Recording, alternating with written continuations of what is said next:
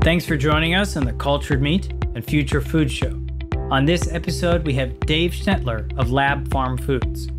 Dave Schnettler is an early-stage tech investor and serial entrepreneur. He previously co-founded a digital marketing agency and investment syndicate. Dave brings his business expertise and knowledge of the cellular agriculture landscape to the Lab Farm Foods table, overseeing all non-tech aspects of daily operations. I had originally met Dave through the conference circuit, and I had a great time catching up with him. I look forward to running into him at conferences again in the future. Let's jump right in and learn about Lab Farm Foods. Welcome to the show, Dave. Thanks for having me, Alex. I'm really excited to be here today. I've been a fan of the show for some time, and it's wonderful to be able to participate. So Dave, tell us a little bit about your background and when you first started getting involved with cell-cultured meat or cell-cultured protein.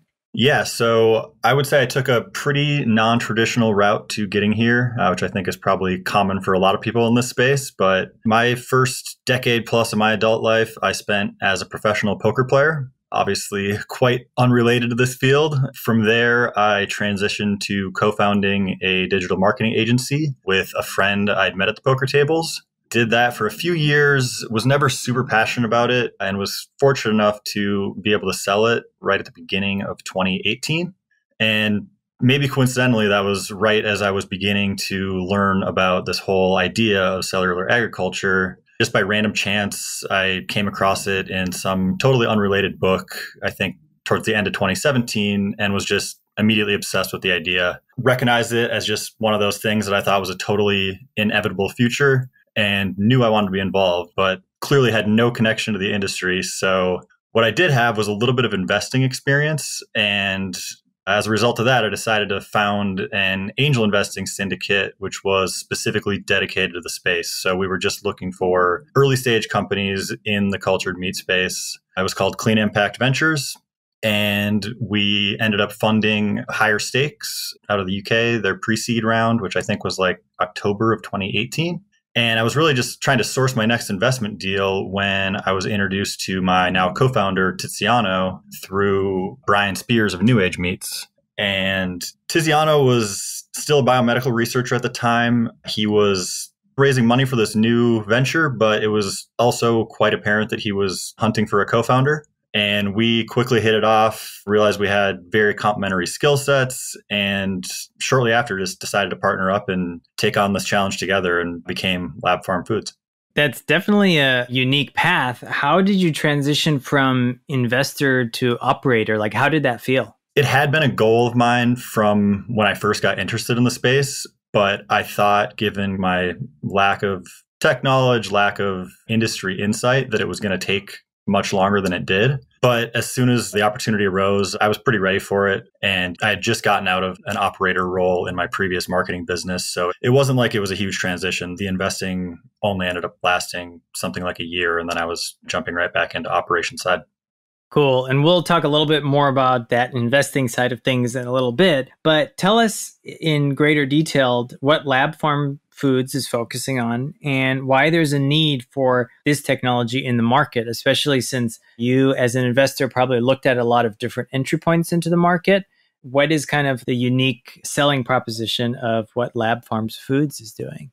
Sure, yeah. So our tech is all based on induced pluripotent stem cells. Our focus is really on getting from the IPS to the myotube phase, which is the in vitro equivalent of a muscle fiber, which we think of when we think of meat. We see these myotubes as really the most important and perhaps the most difficult piece of this puzzle when it comes to creating cultivated meat. So our intention is to narrowly focus on that small piece of the equation and sell those myotubes or license the technology we use to create them to other companies who want to get into the space and actually bring a branded cultured meat product to the end consumer. And we think this gives us a big opportunity to sell to all sorts of different companies, whether it's industry incumbents or just new upstart cultured meat companies that want to get into the space, think they have some edge, but they don't want to start all the way at the beginning with the science. And it gives a lot of versatility as far as what kind of products they might have in mind. We don't anticipate many of the first cell-based products to be 100% cell-based. We think there's going to be a lot of hybridization involved. And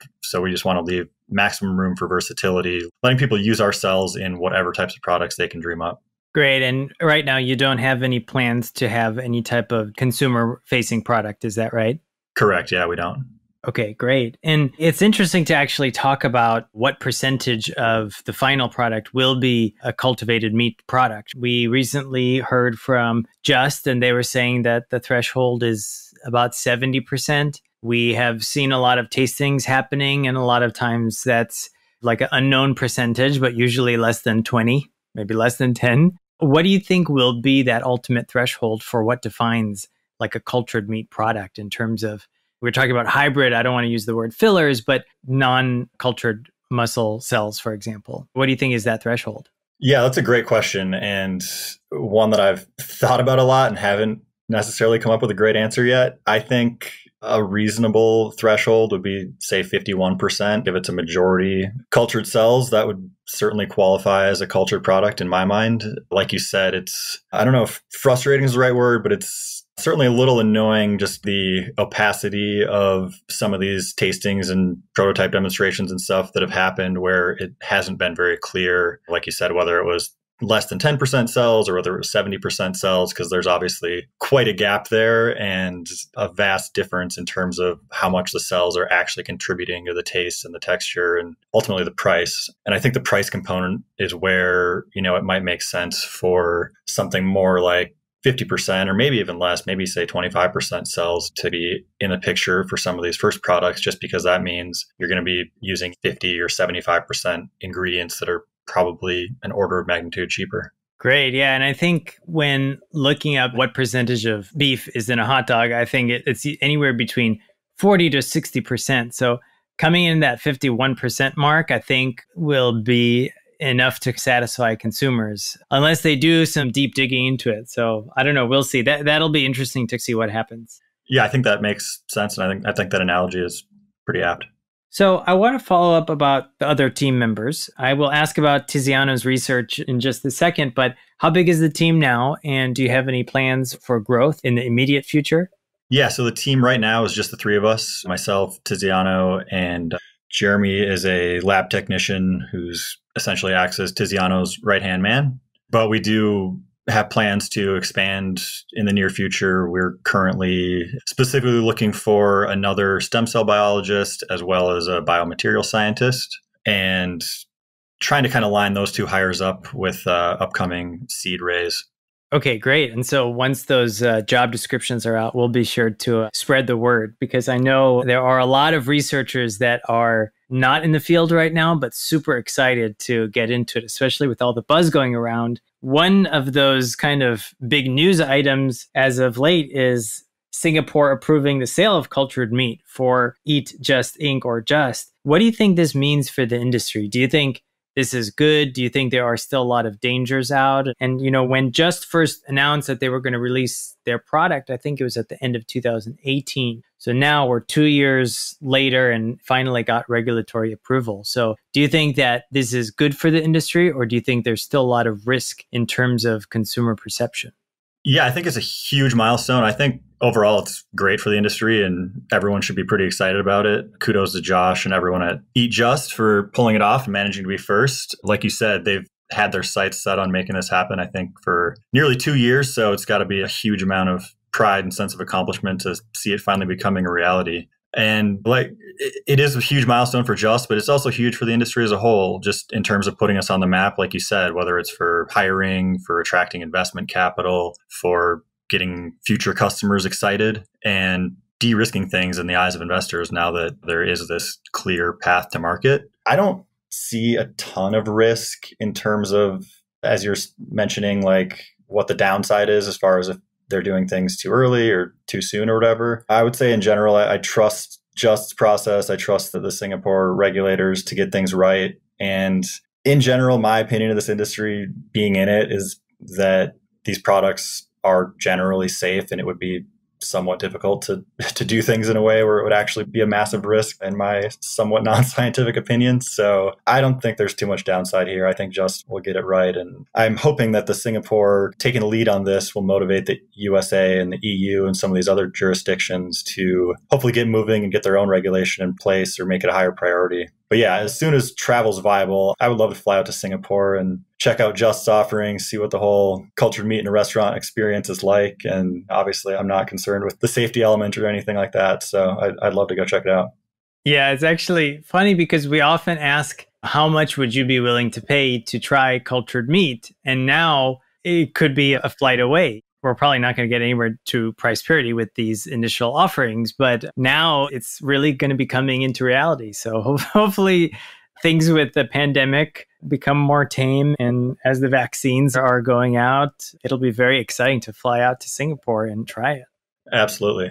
So I want to ask you to put your investor hat on now and really ask you what some of the key factors are when making an investment in a cell cultured meat company. So we're seeing all different types of cell cultured meat companies pop up, and some of them are focusing on different types of animal proteins. But what would be unique if you were to still have your investor hat on and a company came to you? What would be some of the key factors that you look for? So as much as I might think I know on this topic, I have a feeling I'm going to be somewhat humbled in short order here as we kick off our own seed raise in the next few weeks. But what I could say is when I was evaluating that first batch of companies before ultimately investing in higher stakes, being completely new to the industry, being pretty much clueless when it came to the science, I just really focused hard on the teams I spoke with, looking at their characteristics like ability to work together, ability to adapt to new challenges, to take a long-term view, and ultimately their grit and their hustle. That was one of the things that eventually sold me on higher stakes. Benjamina just had this self-awareness when it came to her team's strengths and weaknesses and seemed to always have a creative solution to compensate for any weakness or even perceived weakness. And I think that's an important quality in any entrepreneur, because as much as we all like to plan and project and act like we have a crystal ball, the reality is there's just so many unknown unknowns, and we can't possibly prepare for them until they just smack us in the face. Continue to use Benjamina as an example. She was nearly at the finish line with her own seed raise and was essentially running out of runway when her and her co-founder actually split.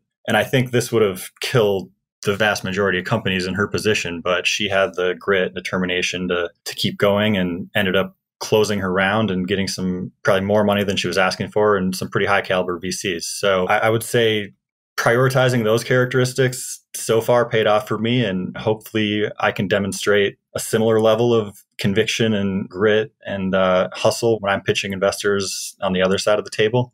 But yeah, that was what I was looking for, given my kind of lack of being able to evaluate the science myself. Cool. And very interesting viewpoints, since you're probably in the fundraising mode right now. Is that right? Exactly. Yeah. We're going to be just finishing up our deck and going to be kicking off our seed fundraise in the next couple of weeks. Great. Yeah. And the recent photos and tasting announced by Higher Stakes, I think, was also a very good thing for the industry because they came out with some beautiful product samples. Absolutely. Yeah, they did. And that certainly, I think, helped kickstart their fundraising, where it was maybe a struggle before people saw that. And following that, it was all of a sudden they were the popular kid in school, or however you want to put it. Because I think, yeah, people were throwing money their way after they saw those pictures. Cool. So let's chat a little bit about Tiziano's background, because he has a background in regenerative medicine. And we often hear that the cellular agriculture industry has really come from that line of research. So how much of the research done in this field of regenerative medicine translates to creating cell cultured muscles for food? Is it such that someone working on regenerative medicine will feel very comfortable in a cultured meat lab, or is there still a pretty big gap? Yeah, so far it looks like there is a lot of carryover. Our entire tech platform is really based on translating what Tiziano had learned in his many years of tackling some of these same challenges, albeit for a different purpose, which was regenerative medicine. But our first kind of group of milestones were all mostly related to proving that what he had developed using human cells in his previous work could also work in these other more appetizing animal species. We're working with cow, pig, and chicken at the moment. And two of the kind of other cool benefits we've seen carry over from his background in regenerative medicine are, the first is that our product really closely resembles natural muscle development. We aren't expanding biopsies of adult muscle, or we're not using GMOs to turn our stem cells into muscle. We're really starting with stem cell and kind of just following the natural progression until we get to those myotubes that we're looking for. And we think this will be helpful when it comes to educating consumers and just convincing people that our product is as natural as it can be for being lab-grown meat. And then secondly, his background allowed us to be serum-free from day one, since the regulatory requirements when it comes to things like transplantation are even more stringent than for food. So he's been working with serum-free solutions throughout his research, and that's allowed us to skip over that entire phase of experimenting with serum and seeing what we can do, and then looking for ways to remove it down the line. And as far as the comfort level of somebody coming over from regenerative medicine, I do think there's a lot of familiarity. I think many of the people that we do talk to, whether it's advisors or outside consultants or what have you, I would say many of those who seem the most familiar and most able to speak thoughtfully about the space are in regenerative medicine. I think the only kind of tricky part is very few of those people were growing muscle for regenerative medicine. Most were growing heart, which I guess is type of muscle, but heart or other organs and things like that. The muscle was a pretty special case that Tiziano was working on for transplantation for people with diseases like muscular dystrophy and whatnot. So while there's certainly a lot of people that have applicable skills coming from regenerative medicine, I would say there's a little bit of a lacking of people who specifically worked in muscle. I think as the industry heats up, we'll probably see more students go directly into their graduate research, focusing on cellular agriculture. So that'll be definitely a very interesting thing and very good for the industry as these companies grow. I want to use that as a follow-up about the recent announcement from XPRIZE. They announced a $15 million XPRIZE for alternative proteins. And we often refer to this time period with everything happening in cell ag as the cellular agriculture revolution or alternative protein revolution. Do you think we really are in like a renaissance period, or does it only seem like that because we are in the alt protein bubble? What do you think?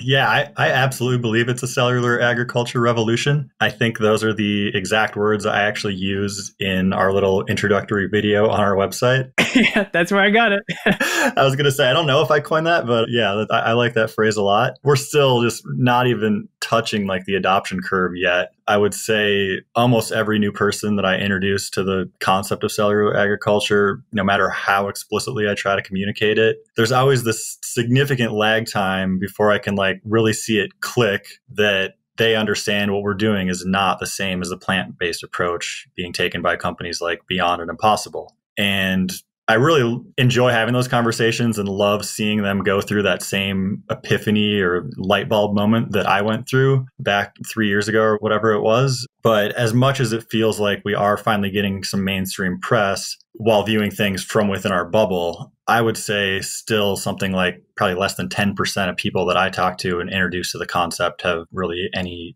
previous knowledge of it. When we look at the investments in the space, a lot of the lead investors come from mission-driven funds or corporate venture capital in the food space. Do you think that we'll get to the point where some of the big Silicon Valley, Sand Hill Road VCs will start investing? For example, Kleiner Perkins, Andreessen Horowitz, even Google Ventures. These groups have made investments in food. Some, I think, have made investments in products like Soylent, but we still haven't seen one of these big ticket VCs put money into a cellular agriculture company. Do you think that's going to change in the next year or two? It's certainly going to change at some point. I hope it changes the next year or two, but it is by the standards of more traditional VC firms like that. We are still just ridiculously early. I know some of the numbers that have been raised by companies like Memphis are getting quite large in, normal terms, a couple $100 million. But in terms of like food tech as a whole, I think they're still just a tiny fraction. And it is being done by people who have generally some motivation outside of pure financial return, like a traditional VC. Whether that motivation is more on the impact side, where they just want to make money, but they also really want to see this change in the world for whatever reason, or if it's on the corporate venture side, where maybe they're doing it as more of a hedge or just some kind of additional insight into this potential coming competition or coming new technology potentially disrupting them. I think it makes sense that it's been mostly investors like that have gotten in so far, just because it is still super early.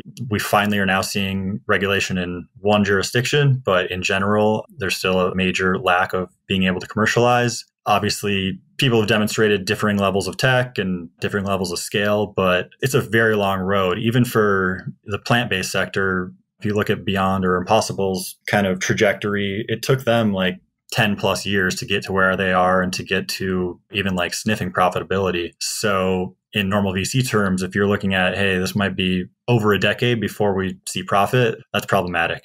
But as we do see regulation in place and see actual commercialization and demonstrate an ability to scale, then yeah, traditional VCs are going to look at it. They're going to see the $1 trillion opportunity and they're going to jump in for sure at some point. And that's an important thing to note, is that Impossible Foods has actually been around for quite some time before they were even called Impossible Foods to start branding and marketing as that name. So it did take some time for them to actually move in terms of the development process. I guess with that in mind, I think that that's an optimistic viewpoint that we might see some of these big players come in. And in alt proteins, we're definitely seeing the valuations. So it's definitely exciting.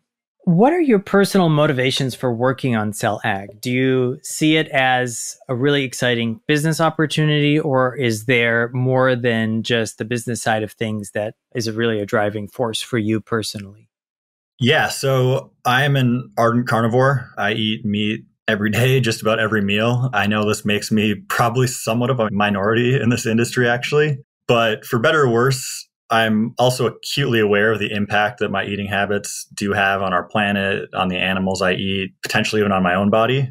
And I'm aware that if everyone ate like me, our planet would probably be in even worse trouble than it's already in. So while recognizing that I'm probably part of the problem here, I'm also really genuinely trying to be part of the solution. I don't think there's any amount of convincing that will make many people, probably myself included, start eating zero meat or even eating less meat. So I believe the only option is to offer them a version of meat that has all the tastiness, all the healthiness, while being produced in a more ethical and sustainable way. And once you can do that and offer a viable or even an indistinguishable alternative, I think the conversation surrounding the ethics of meat consumption really shifts. And where to draw that line as far as defining a viable alternative, of course, differs from person to person. Some people would probably say the Beyond Burger is a perfectly viable alternative. And I'd probably vehemently disagree with that. But I think the ultimate goal of cellular agriculture is not just to make a viable alternative, but to make an indistinguishable or perhaps unilaterally superior product. And that's what really excites me about this industry. If you can offer the same taste and texture as traditional meat at hopefully a similar price point while eliminating all the ethical baggage, potentially improving on the health profile, like who wouldn't want to eat that product? I know I would, and I'm quite confident that I'm not alone in that. Yeah, and I'm thinking about LF Farms with their steak, or even higher steaks with their pork belly, which kind of take us away from just like the traditional ground products or minced meat products that we see. But I think you're right. I think it has to be more than just an alternative to what's out there now. It has to be full replacement, because I think that although in major metro areas, there might be folks that are willing to try different types of plant-based meats and may start bringing that into their diet regularly. Outside of these areas, it's going to be very hard to convince people that this is not the way to go. So I think this is one reason why cellular agriculture is so exciting. Great. So I wanted to just briefly touch on the pandemic. From a business or research standpoint, has the pandemic impacted your work? So we did shut down our lab for something like 4 to 6 weeks at the beginning, which I believe was just voluntary. Technically, we had an essential business carve out due to being in the research space. But given we were in New York, which was the epicenter in the US, we just did it as a precautionary measure, and the timing was okay as far as we were able to just freeze the cells that we'd been working on and whatnot. So it was an inconvenience, but really nothing compared to what so many other small businesses have gone through this year. And then for me personally, I work from Puerto Rico remotely for a good portion of the year as it is. So I was already quite accustomed to doing a lot of my networking and deal making online. But I do miss the in-person conferences. I don't think any amount of online communication can really replace the magic of meeting face-to-face. I know you and I initially met at a conference. I think the same goes for most of the other important connections I made in the space. I met Benjamina at the New Harvest Conference back in 2018, met Brian Spears there as well, which ultimately led to my introduction to Tiziano. So I do look forward to a day and time when we can get back to doing things in person. But overall, I would say we've been fortunate to have not been affected too negatively by the pandemic yet. And hopefully we will be meeting again in a safe way in those in-person conferences. You can get in touch with Dave on LinkedIn and learn more about Lab Farm Foods at www.labfarmfoods.com. Dave, do you have any last insights for our audience today? Yeah, I've actually got kind of a question for the audience. I'm really curious what people think about the idea of making hybrid products that are combined with conventional meat. So say 50% chicken and 50% cell-based chicken. This is something we've been thinking about a lot. One of our prototype products that we demonstrated in October was exactly that. It was a 50-50 ratio of just conventional ground chicken with 50% our cells. And I think these types of hybrids have not gotten talked a lot about in the industry yet, and I'm trying to figure out why. I'm sure most of your listeners are familiar with Paul Shapiro and probably have heard him speak to the idea of not needing to go 100% plant-based or 100% cell-based right out the gate. Hence his decision to found the Better Meat Co., which helps create hybrid products that are part plant and part conventional meat. And I think there's a similar opportunity in cell-based meat where making hybrid products that are combined with conventional meat allows us to make the products that come closer in price, closer in taste in a shorter time frame, while still making a sizable dent in these global issues that we've set out to solve. So I'm curious what the audience thinks about that, if they'd be more or less or equally interested in eating something that was, say, 50% conventional chicken with 50% cells. Awesome. And sometimes what we do is we share the snippets. And so we'll post that on social media and then see if we can get any answers for that. Dave, thank you so much for being with us today and sharing your insight on the Future Food Show. Thanks, Alex. I really enjoyed it. This is your host, Alex, and we look forward to being with you on our next episode. This program was produced by H Media. We'll see you soon.